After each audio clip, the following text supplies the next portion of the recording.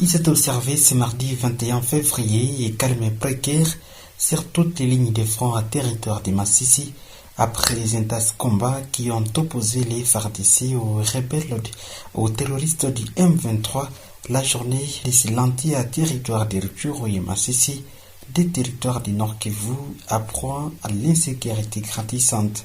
Des sources locales parlent de plusieurs cas de civils qui seraient tués ce lundi 20 février par les terroristes du mouvement du 23 mars M23 dans les territoires de Rutshuru à province du Nord Kivu. Celle-ci indique que les terroristes du M23 auraient commis ces actes dans le groupement de Tongo, à localité de Bachali, précisément au village d'Assessero et Kanyati. Ces sources expliquent que ces représailles parlent de multiples embuscades que subissent ces terroristes de la part des forces d'autodéfense achevérées des Hutu, lesquelles sont souvent soldées par des morts dans les cas des mouvements soutenus par le gouvernement de Kigali. Ces informations ne sont pas infirmées ou affirmées par la société civile locale qui confirme que calme apparent vécu ce mardi sur toute ligne de front à territoire de Rutshuru. Toutefois, Télésphore Mitondeke, premier rapporteur de la société civile à territoire de Rutshuru, indique certes que des affrontements ont vécu, mais difficile pour le moment de parler d'un certain chiffre de morts de personnes qui seraient tombées au cours de ces affrontements. Télésphore Mitondeke est en direct de Afro Ifadissa 43. Eh bien, monsieur Télésphore Mitondeke, bonsoir. Bonsoir, monsieur Richard. Eh bien, vous êtes premier rapporteur de la société civile à territoire de Massissi et vous êtes justement sur place à territoire de Massissi, une zone à proie à l'insécurité grandissante entretenue par les terroristes du M23. C'est mardi 21 février 2023. Est-ce que vous pouvez juste nous relater d'une manière générale ce qui a caractérisé les climats sécuritaires? Le contexte de ces jours a été caractérisé surtout par les affrontements qui ont eu lieu dans les 24 heures dernières, toujours dans la chefferie de Bachali. Et ces affrontements ont été le projet des attaques montées par ces terroristes contre différentes positions du FARDC et sans dans plusieurs directions. Et ces affrontements ont été encore à l'origine de plusieurs dégâts collatéraux et principalement de nouvelles vagues de déplacements massifs des populations de certaines agglomérations, parce que les attaques qui ont en fait ciblé plusieurs positions de FARDC et sans sous plusieurs directions telles que la direction Carton, donc la direction Carton, c'est-à-dire sur l'axe et sur l'axe Mouesso, la direction de la colline de Kibarizo, mais également les alentours de la colline de Kitobo. Donc, sont des attaques qui ont en tout cas ciblé plusieurs positions de FARDC, ce qui a encore envenimé la situation tant sécuritaire qu'humanitaire dans la zone. Donc, dans les 24 dernières heures, en tout cas, la situation a encore été émaillée de toute velléité ici de ces attaques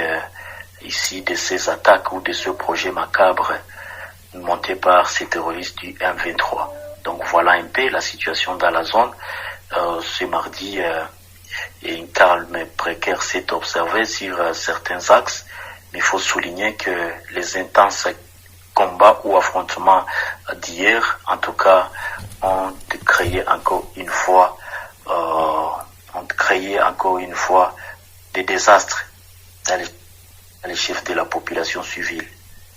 Certaines sources concordantes parleraient aussi de certains camps d'embuscade ou encore certaines embuscades qui tentent les groupes d'autodéfense terroristes du M23 et ces embuscades qui seraient d'ailleurs à la base de plusieurs cas de mort dans les rangs de la population civile, tout comme de ces combattants. Est-ce que vous confirmez ces informations? Nous ne saurons pas confirmer ces allégations, d'autant que la zone atrocités, et surtout la zone, c'est-à-dire le champ de bataille, est inaccessible, surtout pour le civil, que vous le savez, et sans pour compter, ça voudrait dire qu'il est très difficile pour nous de parler de ce camp de mort, parce que, en tout cas, le champ de bataille est inaccessible pour le civil.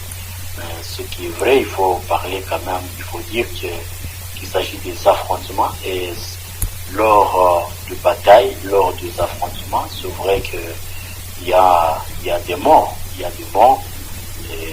là, à notre niveau, nous ne pouvons pas parler d'un quelconque chiffre, parce que la zone est inaccessible plus pour ce qui concerne les civils. Les civils sont vraiment, la population civile est à débandade, et la seule voie pour le civil, c'est de fuir dans la mesure du possible les affrontements, et ça, la population ne fait que fuir, prenant différentes directions selon la possibilité. En ce qui concerne les acteurs armés, c'est-à-dire les acteurs qui font la guerre, on ne peut pas, nous, à notre niveau, parler ou confirmer des allégations à titre chiffré, parlant de mort. Ça, c'est réservé aux services spécialisés, parce que ce sont eux qui font la guerre, et ce sont eux qui sont plus dans la zone de ces atrocités-là. Et pour nous, en tant que société civile, en tout cas, nous pouvons que mettre cette réserve-là par rapport à cette question. Et tout ce que nous savons que les affrontements, c'est faux. Et c'est faux entre les différentes forces qui opèrent dans la zone, et sans exactement des dégâts collatéraux tels que des morts ne sont pas rejetés. Donc voilà un peu en synthèse par rapport à ce que nous pouvons dire par rapport à votre question. Voilà, merci Télésphore Mitondeki. Alors, à l'heure actuelle, vous attaquez la société civile.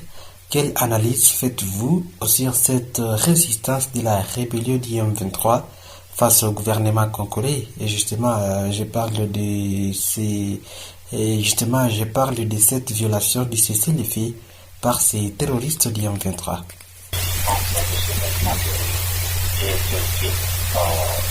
Sont en train d'être réalisés par le Rwanda, par le Nairobi, par le Bujumbura, par le dernièrement du sommet de l'Union africaine à Addis Abeba.